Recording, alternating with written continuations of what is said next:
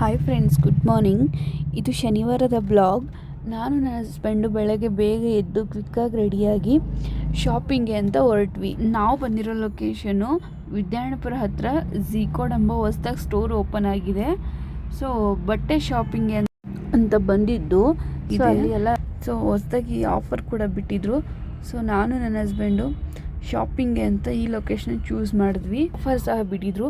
500 shop ಮಾಡಿದರೆ 200 cash back return ಆಗುತ್ತೆ ಅಂತ ಹೇಳಿದರು. ಸೊ ಹಾಗಾಗಿ ನಾನು ನನ್ನ ಹಸ್ಬೆಂಡ್ ಇಲ್ಲಿ ಶಾಪಿಂಗ್ ಎಲ್ಲ ಮುಗಿಸಿದ್ವಿ.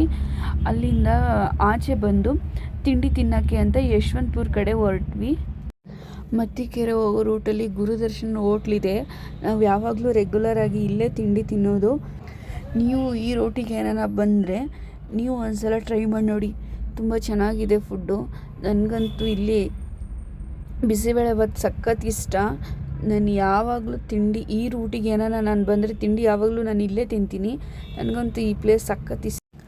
ನಾವು ರಾಯರ ಭಕ್ತರಾಗಿರೋದ್ರಿಂದ ನಾನು ಆಲ್ಮೋಸ್ಟ್ ಅಲ್ಲಿ ರಾಯರದು ಹೆಸರಲ್ಲಿರೋ ಪ್ಲೇಸಸ್ಸು, ಆಮೇಲೆ ರಾಯರ ಹೆಸರಲ್ಲಿರೋ ಬೋರ್ಡ್ಸ್ ನೋಡಿದರೆ ಸಾಕು, ನಾನು ಅಲ್ಲೊಂದು ಏನಾನ ತಿಂದೇ ತಿಂತೀನಿ.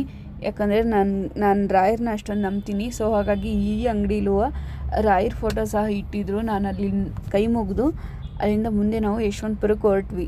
ಮನೆಗೆ ತರಕಾರಿ ಬೇಕಾಗಿರೋದ್ರಿಂದ ಸೊ ಯಶವಂತಪುರದಲ್ಲಿ ಮನೆಗೆ ತರಕಾರಿ ತೊಗೊಂಡು ಅಲ್ಲಿಂದ ತಿರ್ಗಾ ವಾಪಸ್ಸು ಮತ್ತಿಕೆರೆಗೆ ಬಂದು ಮತ್ತಿಕೆರೆಯಲ್ಲಿ ಕಬ್ಬಿನ ಜ್ಯೂಸ್ ಕುಡಿದು ಅಲ್ಲಿಂದ ತಿರ್ಗಾ ಮನೆಗೆ ಹೊರಟ್ವಿ.